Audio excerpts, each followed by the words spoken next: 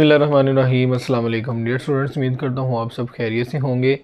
आज हम डिस्कस करने जा रहे हैं एसिडिक नेचर ऑफ अल्काइन। ये बहुत इंपॉर्टेंट टॉपिक है, तो इसकी तरफ चलते हैं। एसिडिक नेचर ऑफ अल्काइन से क्या मुराद है?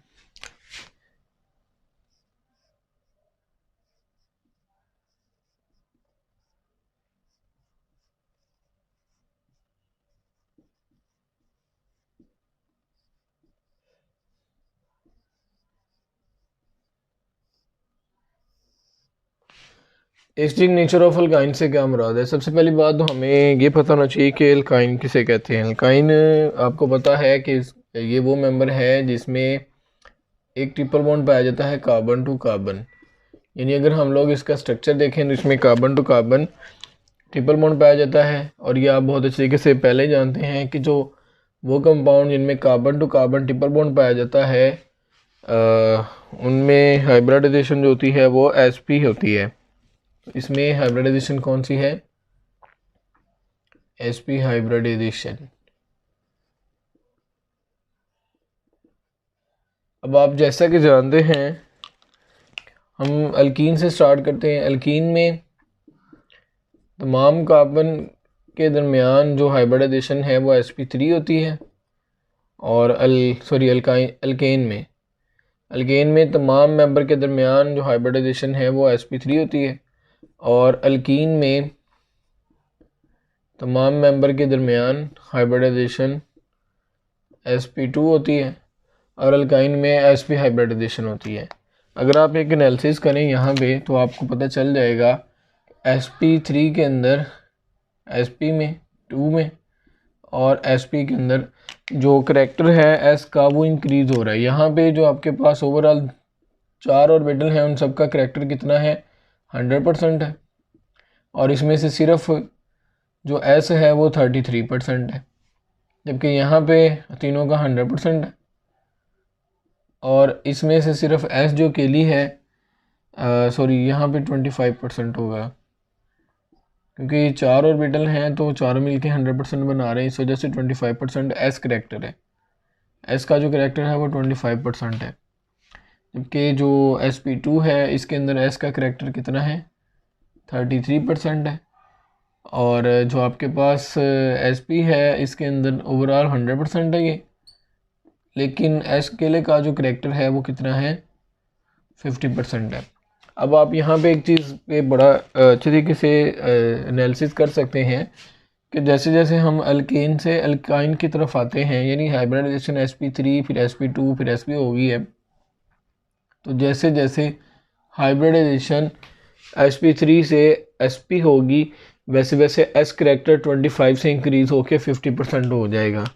तो यहाँ पे बेटा आपने एक बात याद रखनी है, अगर हाइब्रिडाइजेशन sp होगी तो s करैक्टर 50% इंक्रीज होगा, जिसकी वजह से क्या होगा कि जो आपके पास कार्बन होगा ना, बज़ाहिर उसकी इलेक्ट्रॉन एक्टिविटी तो कम है, लेकिन ये s करैक्टर के बढ़ने की वजह से s जो कार्बन है उसकी इलेक्ट्रॉन एक्टिविटी बिहेव करना शुरू हो जाएगी, जैसे बहुत इंक्रीज होगी है, जिसकी वजह से क्या होगा कि इसके ऊपर पार्शियल नेगेटिव साइन। और जब इलेक्ट्रॉन एक्टिविटी ज़्यादा होगी तो डेफिनेटली क्या होगा कि इन दोनों के दरमियान एक अनइक्वल फोर्स ऑफ अट्रैक्शन पैदा होगी, जिसकी वजह से यहाँ पे एक पार्शियल पॉजिटिव साइन आ जाएगा। अब ऐसे ही यहाँ पे भी है, तो इधर पार्शियल नेगेटिव इधर पार्शियल पॉजिटिव साइन आएगा। अब होगा ये कि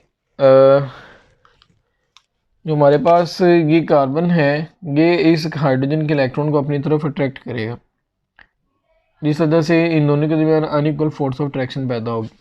जैसे ही हम इस अल्काइन को किसी मेटल के साथ रिएक्ट करवाएंगे in presence of liquid NH3, तो इससे होगा ये कि जो आपको पता है सोडियम है वो तेज़ी से इलेक्ट्रॉन लूज़ करेगा।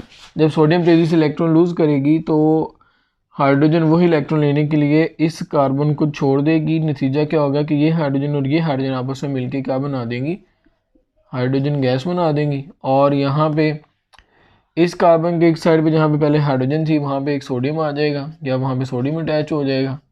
और इसी तरह से दूसरी साइड पे भी एक सोडियम अटैच हो जाएगा। तो अगर आप गौर करें तो हमें यहाँ पे एक चीज़ बहुत अच्छे तरीके से पता चल गई कि हाइड्रोजन जो है ना वो रिमूव हो गई है। अब अकॉर्डिंग टू ब्रोंसलरी कंसेप्ट अगर आपको याद हो तो उसमें हमने क्या पढ़ा था,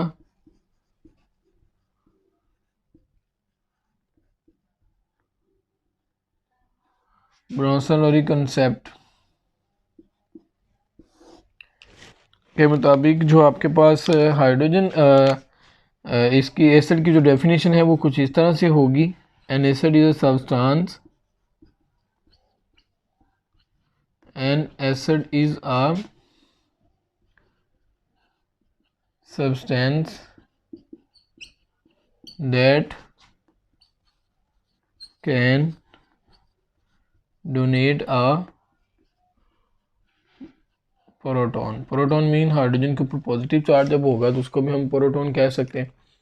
तो अगर आप गौर करें तो यहाँ पे हाइड्रोजन रिमूव होगी है, हाइड्रोजन का रिमूव होना ये इस चीज़ की इंडिकेशन है कि ये एज ए एसिड के तौर पे बिहेव कर रही है। तो ये किसकी वजह से हुआ है, हाइब्रिडाइजेशन के चेंज होने की वजह से हुआ है। तो यहाँ पे हमें बात समझ आ गई कि जो अल्काइन है वो एसिडिक नेचर शो करते हैं। अब एक और अहम बात ज़रा समझने वाली है, आपके पास एक ऐसा अल्काइन मैं लिख रहा हूँ जिसमें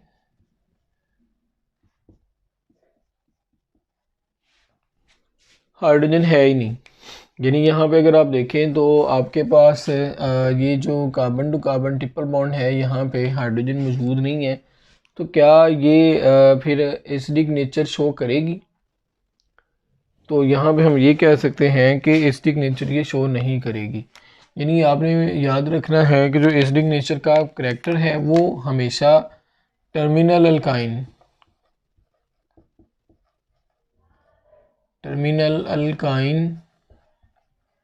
हमेशा एसिडिक नेचर शो करते हैं। अब टर्मिनल अल्काइन कौन से होते हैं, वो कंपाउंड जिनमें, जैसे कि मैं यहाँ पे ये मैंने एक ब्यूटेन का स्ट्रक्चर लिखा है, चले मैं इसका नाम इसके सामने लिख देता हूँ।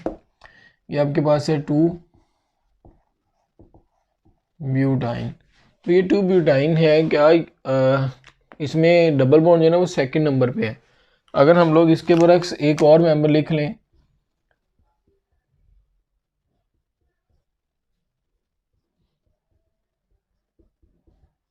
ये आपके पास देखा जाए तो इसको कहेंगे 1 ब्यूटाइन। यानी हमारे पास क्या है 1 ब्यूटाइन। 1 ब्यूटाइन या वो कंपाउंड जिनमें जो ट्रिपल बॉन्ड है वो एक साइड पे होगा कंपाउंड के, उसे हम लोग टर्मिनल अल्काइन या 1 ब्यूटाइन भी कह सकते हैं। तो वो तमाम कंपाउंड जिनमें टर्मिनल साइड पे ट्रिपल बॉन्ड होगा या कार्बन की पहले पोजीशन पे ट्रिपल बॉन्ड होगा, सिर्फ और सिर्फ वही एसिडिक नेचर शो कर सकते हैं। वो कंपाउंड जिनमें triple bond carbon to carbon centre में आ जाएगा या ऐसी जगह पे जहाँ पे हाइड्रोजन मौजूद नहीं है, क्योंकि हाइड्रोजन अगर होगी तो फिर हाइड्रोजन रिमूव होगी, यहाँ पे चूँकि हाइड्रोजन है ही नहीं है तो इस वजह से फिर इसको हम लोग एसिडिक नेचर वाला अल्काइन नहीं कह सकते। जबकि इसमें चूँकि हाइड्रोजन यहाँ पे मौजूद है इस वजह से इसको हम क्या कह सकते हैं, एक एसिडिक नेचर वाला अल्काइन कह सकते हैं। तो इसको फर्दर हम लोग जो एसिडिक नेचर वाला अल्काइन है, यानी अल्काइन को जब हम लोग किसी ऐसे कंपाउंड के साथ कॉपर या सिल्वर के साथ रिएक्शन करवाएंगे तो हमारे पास कॉपर और सिल्वर एसिटाइड मिलते हैं। तो देखें CH है ट्रिपल बॉन्ड CH प्लस, अगर हम कॉपर की मौजूदगी में रिएक्शन करते हैं Cu2Cl2 प्लस NH4OH, यानी इसको अगर हम इसकी मौजूदगी में रिएक्शन करवाएंगे तो यहाँ से इधर से एक हाइड्रोजन रिमूव हो जाएगी और इसकी जगह पे कॉपर अटैच हो जाएगा। तो ये हो जाएगा Cu ट्रिपल बॉन्ड C और Cu, तो इसको हम कहेंगे डाई कॉपर एसिटाइड। प्लस इसमें क्या बनेगा, आपके पास वाटर मॉलिक्यूल बनेंगे 2H2O प्लस, चलिए मैं इधर लिख देता हूँ नीचे, बल्कि इधर लिखता हूँ, यहाँ भी इसका हम नाम लिख देते हैं डाई कॉपर एसिटाइड।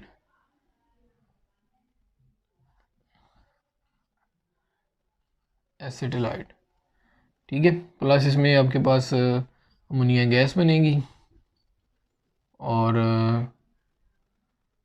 बल्कि अमोनियम क्लोराइड आप कह सकते हैं NH4Cl। ठीक हो गया, ये आपने अच्छे से याद रखना है। अच्छा जी, उसके बाद इसको हम जो हम लोग अगेन सिल्वर के साथ अगर रिएक्शन करवाते हैं तो HC ट्रिपल बॉन्ड CH है, 2AgNO3 है। जब इसको हम लोग 2NH4OH के साथ रिएक्शन करवाएंगे तो इससे क्या बनेगा, यहाँ पे भी क्या होगा कि हाइड्रोजन जो है ना वो गैस बन के रिलीज़ हो जाएगी, बल्कि हाइड्रोजन की जगह पे सिल्वर आ जाएगा। तो ये हो जाएगा HC ट्रिपल बॉन्ड। अब यहाँ पे H की जगह पे क्या आ गया, सिल्वर आ गया, तो यहाँ पे हम लोग सिल्वर लिख देते हैं। Ag फिर Ag है प्लस सेम केस NH4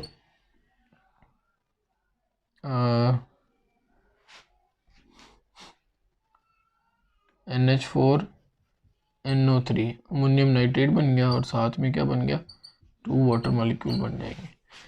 ये आपके पास क्या हो गया, डाई सिल्वर एसिटलाइड, इसको हम कह सकते हैं डाई सिल्वर एसिटलाइड। ठीक है, अब इसको हम लोग अगेन जब इनको अगेन किसी ना किसी एसिड के साथ जब रिएक्शन करवाएंगे तो हमारे पास अगेन जो है ना एसिटाइलिन हासिल हो सकती है। तो इसको आप सल्फ्यूरिक एसिड के साथ रिएक्शन करवा दें। ठीक है, तो देखें इसको आप किसी भी एसिड के साथ, लेट सपोज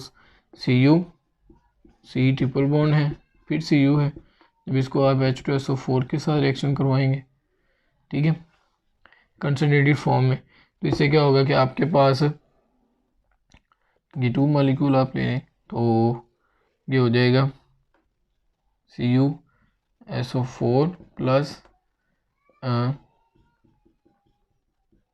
ये आपके पास अगेन जो है एसिटाइलिन हासिल हो गया है। इसी तरह से हम लोग Ag को भी रिएक्शन करवा सकते हैं।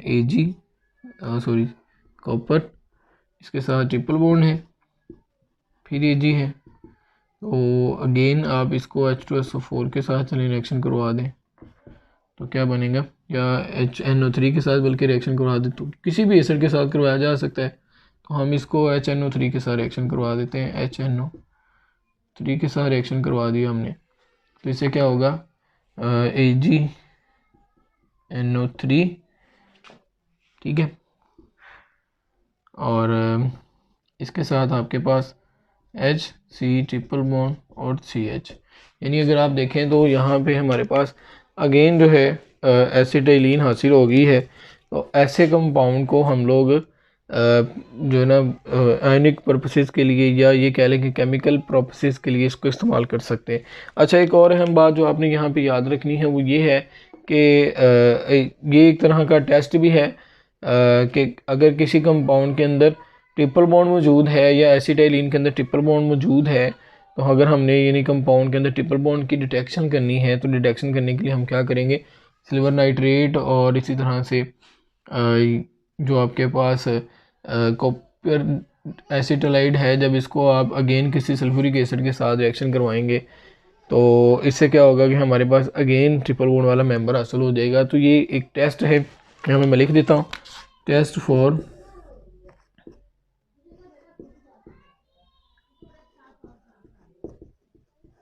Detection of triple bonds. ये ट्रिपल बॉन्ड्स की डिटेक्शन के लिए इसको हम लोग इस्तेमाल करेंगे। तो ये है जी आपके पास एसिडिक नेचर ऑफ अल्काइन। उसके बाद हम लास्ट में देखते हैं आपके पास है comparison of reactivity, comparison of reactivity of alkane, alkyne और अल्काइन। ये तीन आपके पास मेंबर हैं, इनकी हम रिएक्टिविटी के हवाले से बात करेंगे। तो ये बहुत इंपॉर्टेंट शॉर्ट क्वेश्चन है और ये आपने याद रखना है। जो एसिडिक नेचर ऑफ अल्काइन है ये एक वेरी इंपॉर्टेंट लॉन्ग क्वेश्चन है, तो आपने इसको एज ए लॉन्ग ही प्रिपेयर करना है।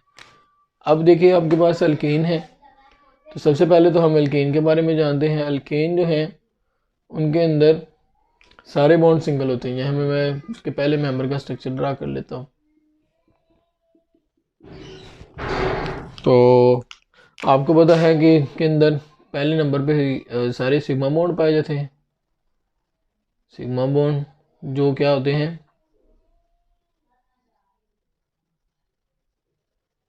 स्ट्रॉन्गर बॉन्ड है। ठीक है। इसी तरह से फिर हम लोग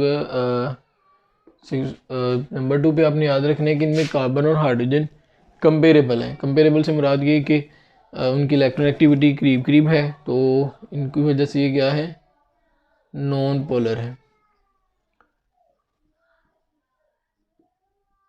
ये नॉन पोलर इन नेचर है। इन दो वजूहात की बिना पे ये बहुत कम रिएक्टिव कंसीडर होते हैं।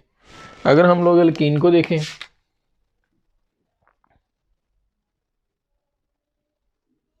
तो एल्कीन के चले मेंबर का भी स्ट्रक्चर ड्रा कर लेते हैं।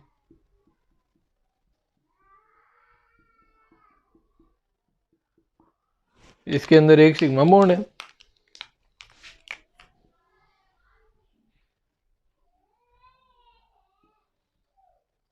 जो क्या है, स्ट्रॉन्गर होता है।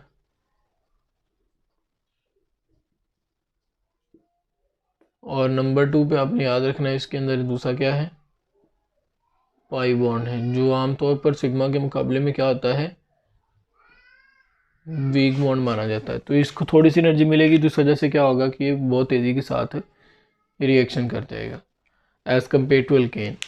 इसके बाद हम बात करेंगे एल्कीन के हवाले से, सॉरी एल्काइंस। तो अल्काइन में बेटा इसका पहला स्ट्रक्चर देखें, पहले मेंबर का अगर हम स्ट्रक्चर ड्रा करें तो इसमें एक जो है वो क्या है, सिग्मा बॉन्ड है। ये आमतौर पर क्या होता है, स्ट्रॉन्गर बॉन्ड होता है। नंबर 2 पे इसमें क्या होता है, दो पाई बॉन्ड होते हैं, जो आमतौर पर वीक बॉन्ड होते हैं।